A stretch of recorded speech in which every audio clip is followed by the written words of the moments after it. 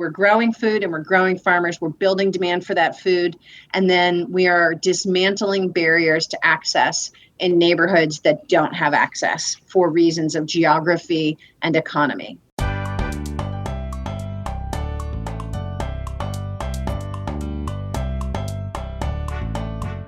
Welcome to the Wise Traditions Podcast, sponsored by the Weston A. Price Foundation for Wise Traditions in Food, Farming, and the Healing Arts.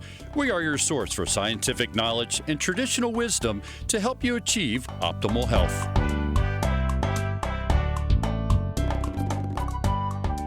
I'm your host, Hoda Labrada Gore.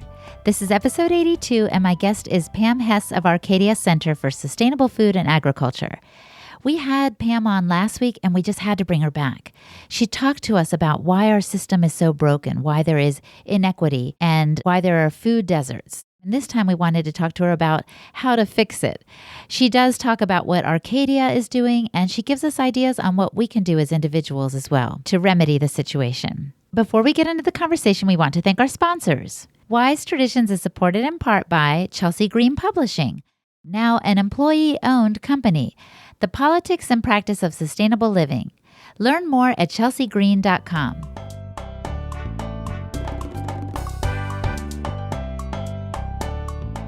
Welcome to Wise Traditions, Pam.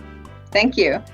We had to have you back. That last episode was so compelling just to learn about our broken food system. You took us back to the 1920s and 30s and kind of walked us through how we got to where we are today, how there really is food injustice. You were talking about how there are some cities across our nation that the people really just don't have access to good choices. People can listen to part 1 of this series to learn more about the history. But my question now for you today is, what next? What is Arcadia doing in DC, and how can that be replicated across other cities? Right. So we're doing a couple of things. Arcadia was started in 2010 by a local restaurateur in Washington named Michael Babin. People around here would probably know Birch and Barley and Blue Jacket and Church Key and Partisan and Iron Gate and Rustico and Buzz Bakery. And these are all his places. So he was doing a lot of sort of charity work for various causes and finally decided that instead of, sending a check here and a check there, he wanted to create his own nonprofit that affected something that was intrinsic to his businesses, and that is food. And so he started sort of researching the food system. As he pulled on some threads, he realized the vast inequities of our food system. Now, before people kind of tune it out, and I think it's important to say this, is I don't think that there was any, real hidden hand behind all of this. I think it was kind of an accident of American culture and the American economy, and the fact that we have a reflexive belief in the wisdom of the free market, that if there's a need, the free market will fill it. But the fact is that there is a need and the free market is not filling it, because where the need is where people don't have a lot of money. So they lack that megaphone, which is the rest of our wallets, to get their needs met. So I want to ask you, just out of curiosity, what is the hidden hand theory? So people think, the U.S. is trying to wipe out minorities, or what? I think there's some of that. And I'm actually kind of speaking to the other side of it. There's a lot of people who think that people think that, right? They think that people get the food that they deserve and the food that they want.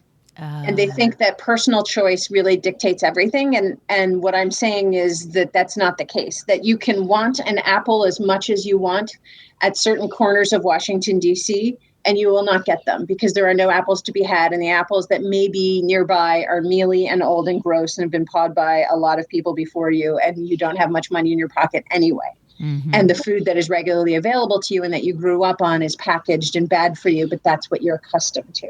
Mm-hmm.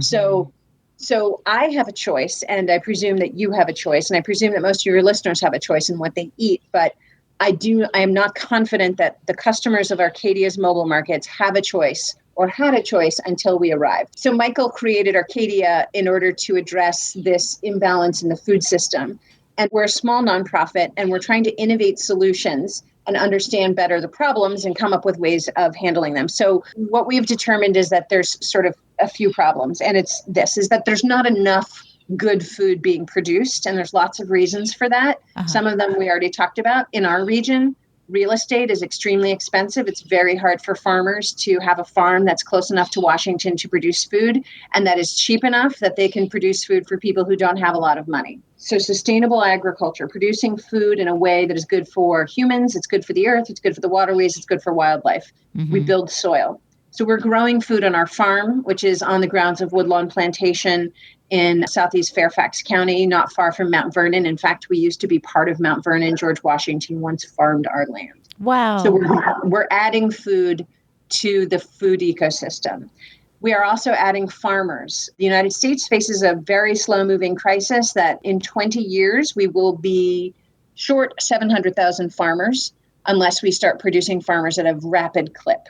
In the last 2 years, we have produced only about 1,800 new farmers nationwide. We need to be producing about 30,000 a year for the next 20 years because 700,000 farmers are aging out of the profession over the next 20 years. Oh, yeah. I was going to say, I've talked to Joel Salatin, and he says you look around at the farmers and they're all getting older and their kids don't want to farm the land. Is this because of the economics of the system or what? Yeah, it's the economics of it. And it's a hard life is engaged in the U.S. military. So what we're doing is taking that 1% and introducing them to the other 1%. We have a training program at our farm for military veterans who want to be farmers. As I said, farming is difficult. There are very few Americans who are tough enough to be farmers, but people who have come out of the wars, people who have been through boot camp and succeeded, they are tough enough to do it. And there's a good portion of them that want to do it, but it's very hard to get into farming if you didn't grow up on a farm. How do you learn it? There's no farming school to go to. There are a few farming courses that you can take, but they cost a lot of money and they take a lot of time and you can't have another job while you're doing them. So we grow food on our farm that George Washington used to cultivate, and we grow farmers on our farm by recruiting military veterans who want to learn to be farmers. We have 20 in our program right now, and we have at least 3 more years of funding for that program. So we're pretty excited about that. So you're creating more food, and who's going to eat it? So we have a national problem, and that is that people are not eating healthy food. Michelle Obama, built her whole campaign around this. Some of it has to do with the availability. Some of it has to do with the cost, but a lot of it has to do just with unfamiliarity. So there are people who have never tried a beet or a carrot, or they don't know that a carrot grows in the ground. So what we do at our farm, where we're growing food and growing farmers, we are also growing demand for that food. So we have a field trip program that brings about 1,800 kids per year to the farm, and they learn about how food grows. We connect them to the source of their food and to the miracles of agriculture, because it truly is miraculous. We learn about pollinators and pests and compost and worms and healthy soil. And the kids experience with their hands in the dirt, the different parts of a plant, and they get to taste food when it's pulled right out of the ground, which is when it's delicious. And they have a healthy salad bar that is harvested from our farm. And what we find, it's very exciting. 17% of the children who come to the farm who didn't like beets leave liking beets. It's amazing. And it's just a question of introducing it to children. And they're much more willing to try it when they're around these people on the farm rather than when they're sitting at their dinner table having a power struggle with their parents over eating their green beans. So right. When they're sitting at the table, they have no idea where it came from. It might have come from a can, right? But here they are observing where it's coming from. That makes a big difference too. Yeah, when you have a pile of something like weird and green on your plate, it's scary. But if you see that weird green thing that started out as this beautiful kale plant and you tear it off the stem yourself and you turn it into kale chips at the farm, you're much more likely to eat it. So it's not rocket science. This is why school gardens exist. But we find it to be a really powerful way to build demand. But all of that is wasted if the kids go home and tell their parents that they want beets and carrots, and their parents don't know where to find the beets, can't afford the beets, don't know what to do with the beets, don't have a taste for beets themselves, because it's the parents who are controlling what's getting eaten at home. Kids can influence it, but parents have to pull the trigger. Mm-hmm. So the final piece is the fair food access piece. So we're growing food and we're growing farmers. We're building demand for that food. And then we are dismantling barriers to access in neighborhoods that don't have access for reasons of geography and economy. So you're growing food, you're growing farmers, you're growing demand. What's the last piece of the puzzle? Last piece is making that food affordable and available and desirable in a way that makes sense for the people who otherwise don't have access to it. So you're making it accessible, basically. right. And, people can tell me all the time that, those people don't want this food. And what I say is, until we get that food to them, we don't know that answer. And what I can tell you is that we now have 6 years of data from our mobile markets, which are rolling farm stands, that show that people do want this food. And we don't have a marketing budget, but we have seen our revenues increase 300% since our first year in 2012. The amount of money that our customers who are on food stamps or SNAP use with us has tripled in each transaction on average. The amount that we sold the first year in 2012, when we just went out in a green painted school bus selling vegetables, it was $44,000, and we thought we were doing pretty well. For the last 2 years, we have sold more than $180,000 in fresh fruits and vegetables and frozen, pastured, grass-fed meats and eggs and milk. And this year we expect we'll be up to 200,000. We hit a throughput problem. We think that the reason that we didn't increase the amount we sold from 2015 to 2016 was not because there wasn't demand. It was because we were running out. Okay, so hold on. So earlier you said that the free market doesn't work.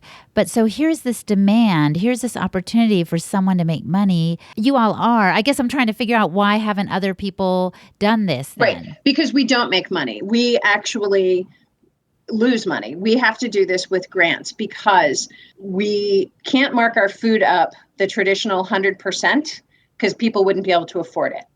We can only spend a couple of hours at a time at each stop. So we are at 14 regular weekly stops for 2 to 3 hours at a time, 1 day a week. We don't have a physical presence there all the time. So it's as much food as we can sell in that little bit of amount of time.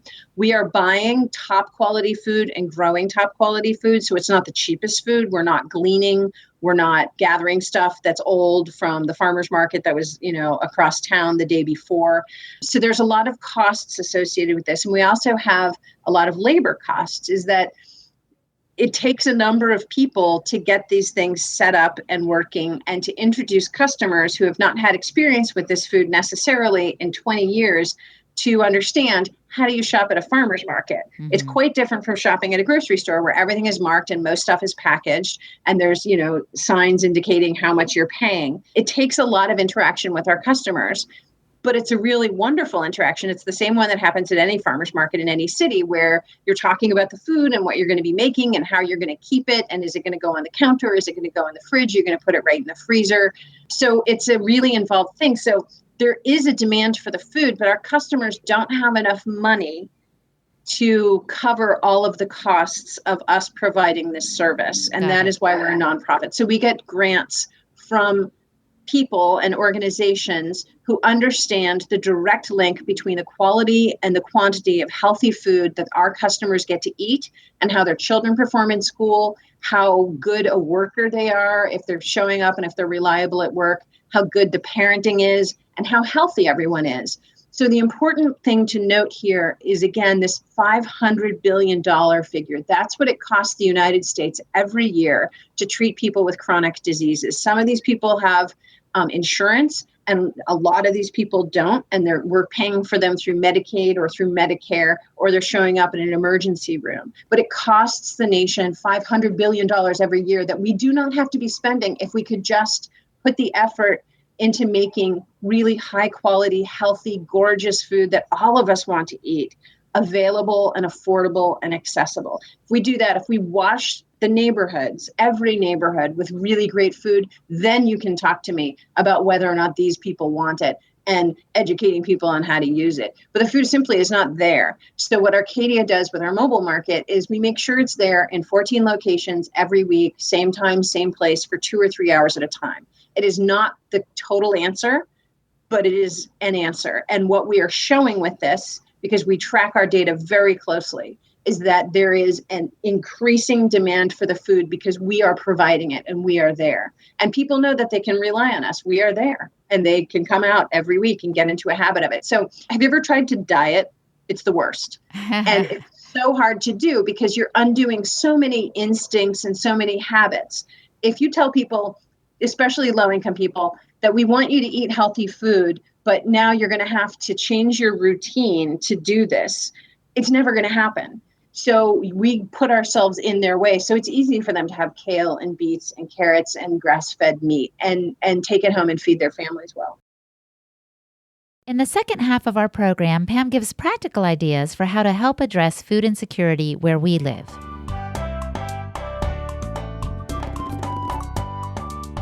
We want to pause now and thank our sponsors.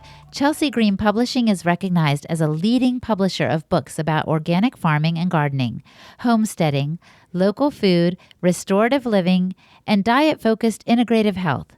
Some recent and best-selling health titles include Human Heart, Cosmic Heart by Dr. Tom Cowan, The Alzheimer's Antidote by Amy Berger, and The Metabolic Approach to Cancer by Dr. Nasha Winters and Jess Higgins Kelly. Learn more about these titles and other books at chelseagreen.com. Are you enjoying these podcasts? This Traditions Conference in Minneapolis, Minnesota this November. You will have opportunities to connect with them personally, delve deeper, ask questions, and connect with other like-minded people who care about nourishing their health through nutrient-dense foods. Don't miss the chance to meet Sally Fallon-Morell, Dr. Tom Cowan, Ben Greenfield, and more. The presentations are just part of the charm of the conference. There are amazing meals, tons of exhibitors, and over 1,000 attendees. I'll be there too, so come join us. Go to wisetraditions.org for details.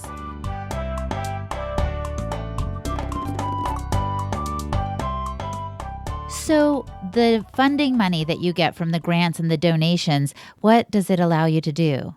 A big part of what that funding allows us to do is to offer what we call bonus bucks. So if someone with food stamps, say SNAP, WIC, or Senior Farmers Market nutrition vouchers, comes to us and spends their money with us on healthy food, we match it dollar for dollar. So if you come and spend $10 with us, you're going to walk away with $20 of the highest quality food available anywhere in Washington, D.C. Much of it we harvested the day before at our own farm. So you're getting really great stuff and twice as much as you would otherwise be able to afford.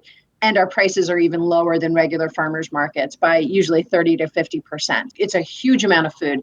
We sell it to anyone. You don't have to have benefits to buy from us. We take cash and credit as well.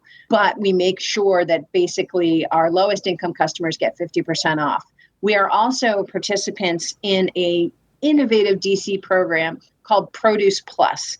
This program provides $10 twice a week free fruits and vegetable vouchers to low-income customers in Washington, D.C. at any participating farmers market. So last year, people came to us and we distributed $125,000 in Produce Plus vouchers, and about $75,000 of that came back to us as customers buying fruits and vegetables. The other $50,000 put it in their pockets and went to a different farmer's market and bought it. And that's just as it should be. So now they had money to go across town to the DuPont Circle Farmers Market where they have, 50 farmers that they can choose from and a wider, bigger assortment of food. So Produce Plus is incredibly impactful because it gets to the very heart of the problem that I've been talking about with the free market. Mm-hmm. The problem with the free market is that if you don't have resources, you can't participate in it. And Produce Plus puts the resources into the hands of people and allows them to participate in the free market for healthy, life-giving food. This is an amazing program. And DC is the only city in the country that I'm aware of that does it. This year, there'll be about $700,000 in Produce Plus distributed.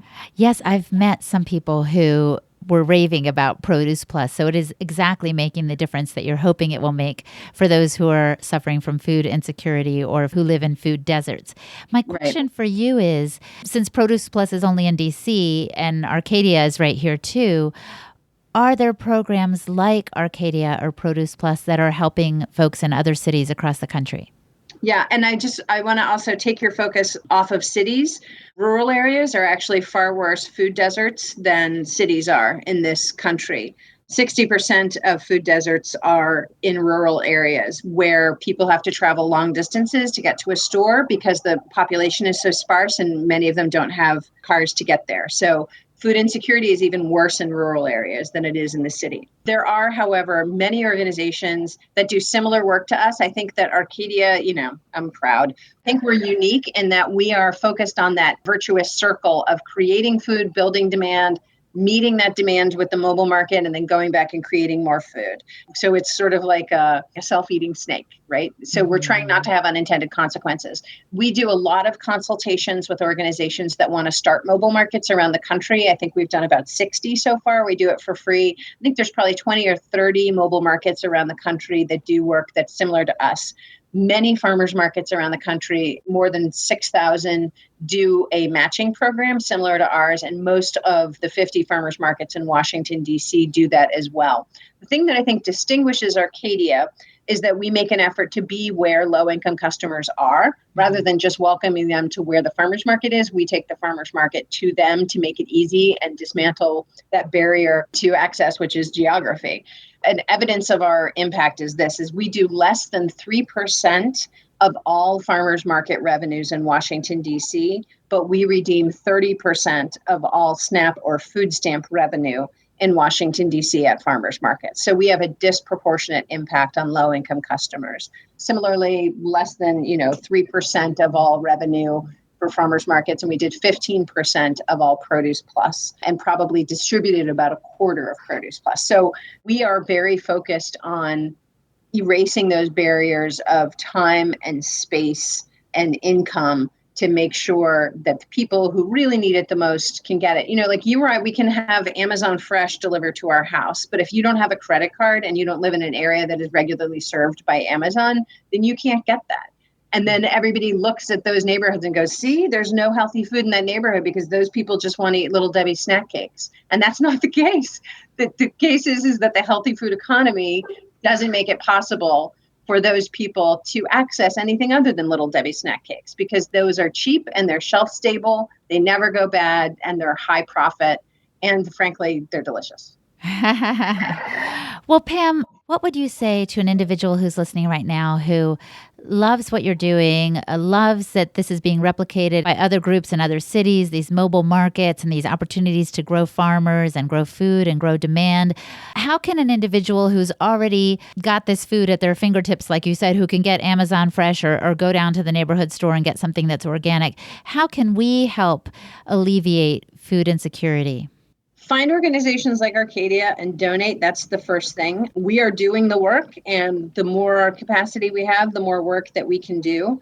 Volunteer with organizations like Arcadia. You can volunteer on our farm and help us grow the food that goes out on the mobile market, which keeps our prices down. You can work on the mobile market distributing Produce Plus vouchers so that people can have access to this food. You can help us on the mobile market itself. You could do outreach to neighborhoods so that they know that this food is there, because most people reach us on foot. So if we're a quarter mile away, you might not even know we're there. There's tons of stuff you can do, and you can advocate with the city council or with your own governments to create stuff like programs like Produce Plus so that you remove that barrier of income that stops people from actually being able to eat life-giving, healthy, actual food. And I don't know, what kind of political makeup your listeners have, but just to folks who find themselves on the more conservative end of things, is that it is penny wise and pound foolish to not meet the needs of healthy food for low-income people, because you will pay for it anyway.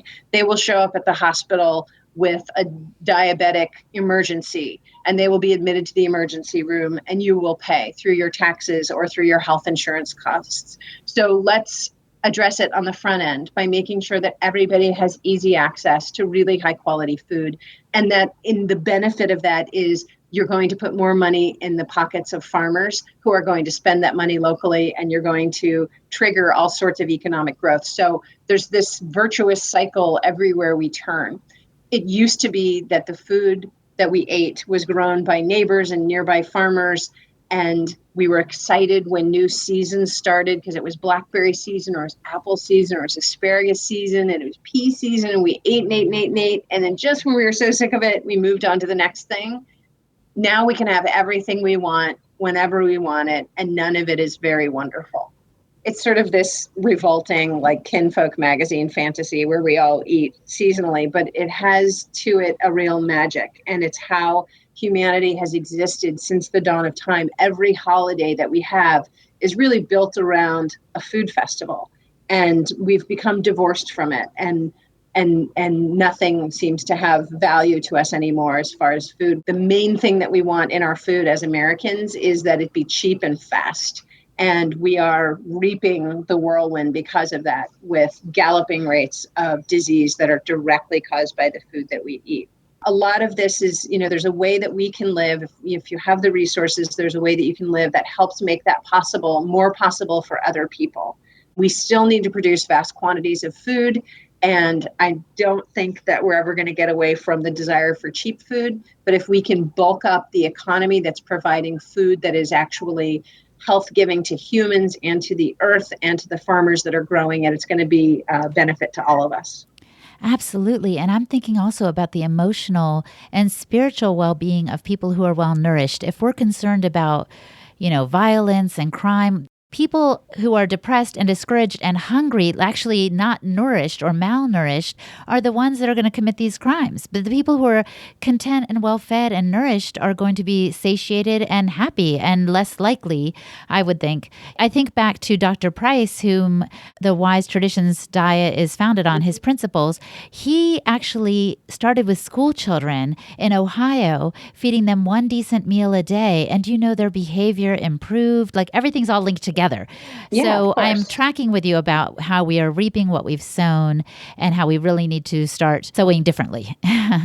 It'd be wonderful to see some real science behind that. But I think that instinctively we all know it's true, is that you're certainly not going to be up to any good if you're eating terribly. Doesn't mean if you eat well, you're necessarily going to be, this pillar of society, but it certainly can't hurt.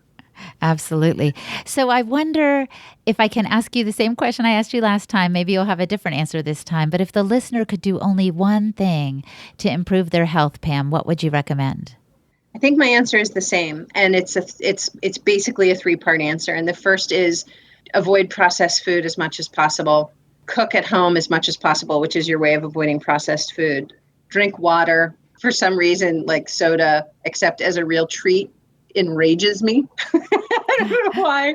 It makes me crazy. My boyfriend drinks soda all the time. I hate it. But stay away from food trends. It's too many things to say, but those are the main things. Just try and cook at home and realize what a gift and a privilege it is. I have customers at the mobile market who turn off the gas to their kitchen every summer so that they can save about $30 for the summer. And that's money that they can put into food. So be grateful for the fact that you can cook and honor that privilege by making real food for you and your family and your loved ones. And gather around the table. It's great. Thank you for your encouragement today. We really appreciate your time, Pam. Thank you. My guest today was Pam Hess of Arcadia Center for Sustainable Food and Agriculture. Learn more about the work they're doing in D.C. at arcadiafood.org. And go to our website, westinaprice.org, for the highlights from today's episode. Click on the podcast page and look for the show notes for episode 82. And thank you to Olivia Stamforth for her help with show notes and to Sarah Fernandez of Podcast Village for editing assistance. Go to podcastvillage.com for more information on all that they can do to help you get your show launched, edited, promoted, and produced. You guys are the best. Hey, and don't forget, everybody, check out my new website, holistichilda.com. You can also find me on Facebook as Holistic Hilda, Twitter at Holistic Hilda, and on Instagram, I'm at holistic_Hilda. Thanks. Thanks for listening today. Our website, westinaprice.org, offers free resources to address your questions and support your journey to health. You'll find videos, articles, and brochures covering a broad variety of health topics.